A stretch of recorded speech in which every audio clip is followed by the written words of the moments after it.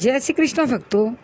मीराबाई भारत की नारी जाति को धन्य करने वाली भक्ति परायणा मीराबाई का जन्म मारवाड़ की कुड़की नामक ग्राम में संवत 1558 के लगभग हुआ था।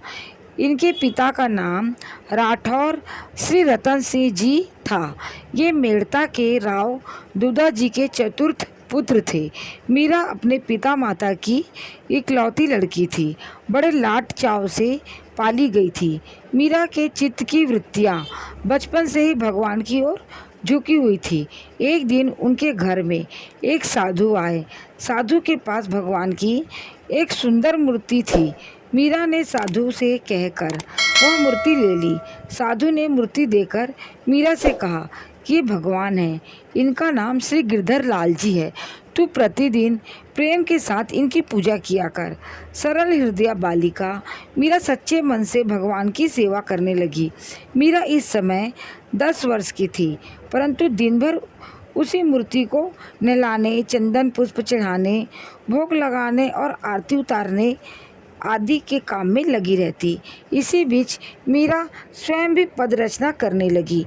जब वह स्वरचित सुंदर पदों को भगवान के सामने मधुर स्वरों में गाती तो प्रेम का प्रभाव सा बह जाता। सुनने वाले नर नारियों के हृदय में प्रेम उमड़ने लगता।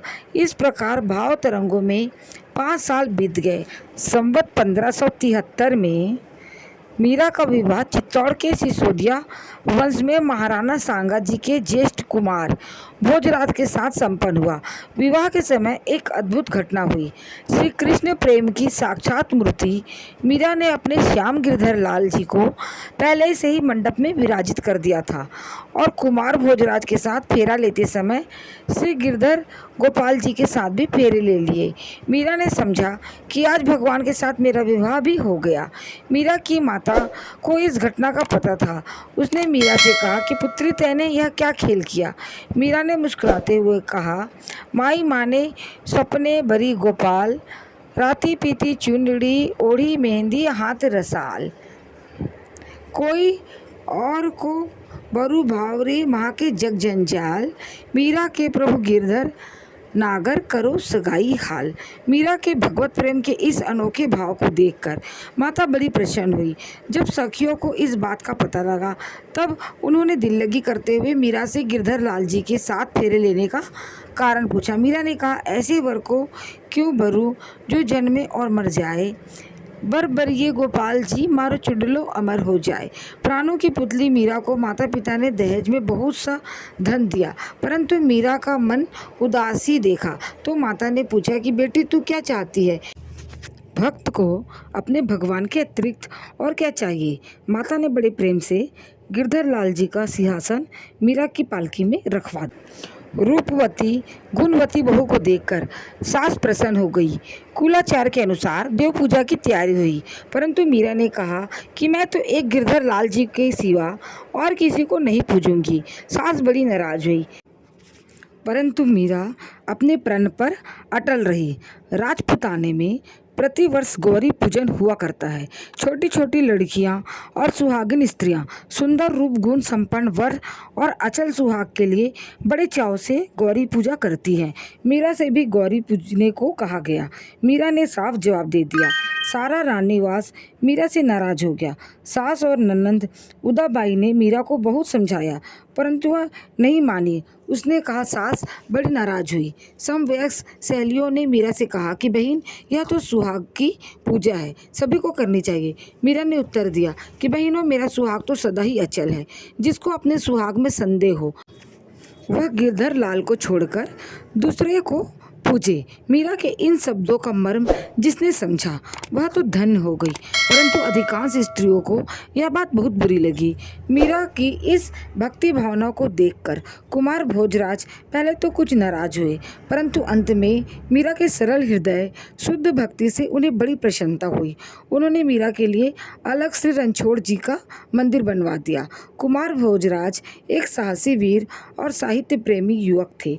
मीरा की पद रचना से उन्हें बड़ा हर्ष होता और इसमें वे अपना गौरव मानते। मीरा का प्रेम पुलकित मुखचंद्र वे जब देखते तभी उनका मन मीरा की ओर खिंच जाता। जब मीरा नए नए पद बनाकर पति को गाकर सुनाती तब कुमार का हृदय आनंद से भर जाता। यद्यपि मीरा अपना सच्चा पति केवल श्री गिरधर लाल जी को ही मानती थी, प्रायः अपना सारा समय उन्हीं की सेवा में लगाती, फिर भी उसने अपने लौकिक पति कुमार भोजराज को कभी नाराज नहीं होने दिया। अपने सुंदर और सरल स्वभाव से तथा निस्वार्थ सेवा भाव से उसे सदा प्रसन्न रखा। कहते हैं कि कुछ समय बाद मीरा की अनुमति लेकर कुमार ने दूसरा विवाह कर लिया था। इससे मीरा को बड़ी तसल्ली हुई। उन्हें बड़ा दुख होता था कि वे स्वामी की सेवा नहीं कर पाती।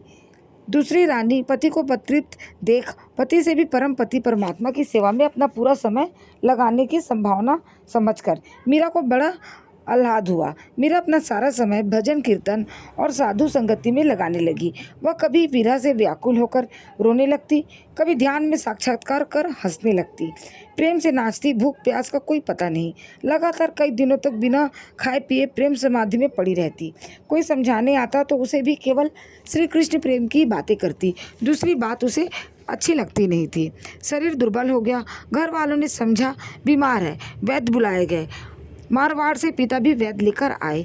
मीरा ने कहा वैद्य देख गए, परंतु इन अलौकिक प्रेम के दीवानों की दवा बेचारे इन वैद्य के पास कहाँ से आए।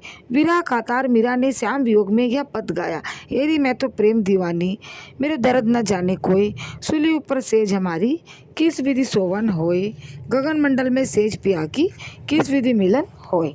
कैसी उत्कंठा है, कैसी उन्माद है। भगवान इसी से वश होते हैं, इसी से वे बिक जाते हैं। मीरा ने इन्हीं मूल्यों पर उनको खरीदा था। विवाह के बाद इस प्रकार भक्ति के प्रवाह में 10 साल बीत गए। संवत 1580 के आसपास कुमार भोजराज का देहांत हो गया। महाराणा सांगा जी भी परलोकवासी हो गए।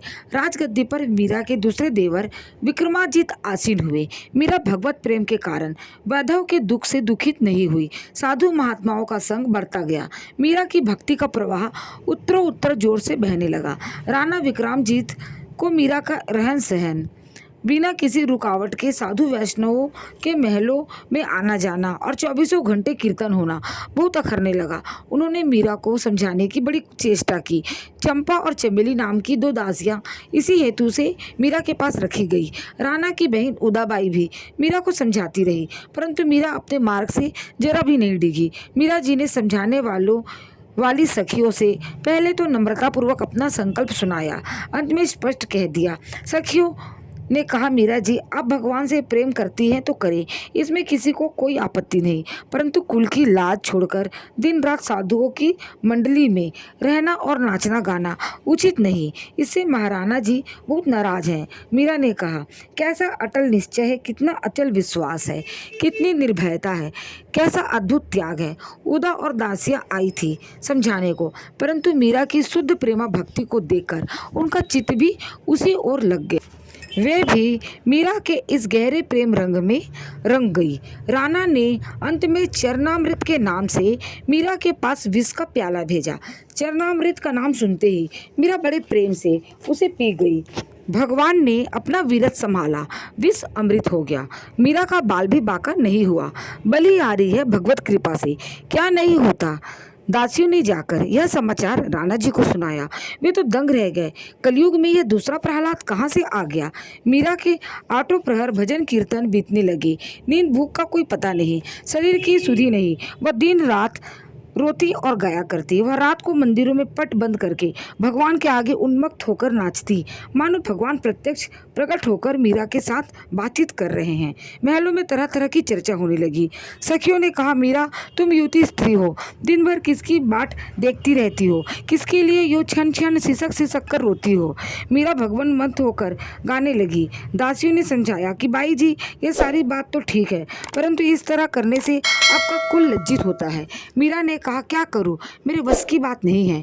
मनुष्य प्रायः अपने ही मन के पाप को दूसरों पर आरोपित करता है। किसी ने जाकर राणा जी के कान भर दिए। मीरा जी का चरित्र तो भ्रष्ट हो गया है। दिन भर तो वह विरहनी की तरह रोया करती है और रात को आधी रात के समय उसके महल से किसी दूसरे पुरुष की आवाज़ सुनाई देती है। हो ना हो कुछ दाल में काला अवश्य है। जय श्री कृष्णा। इससे आगे की कथा भाग 2 में।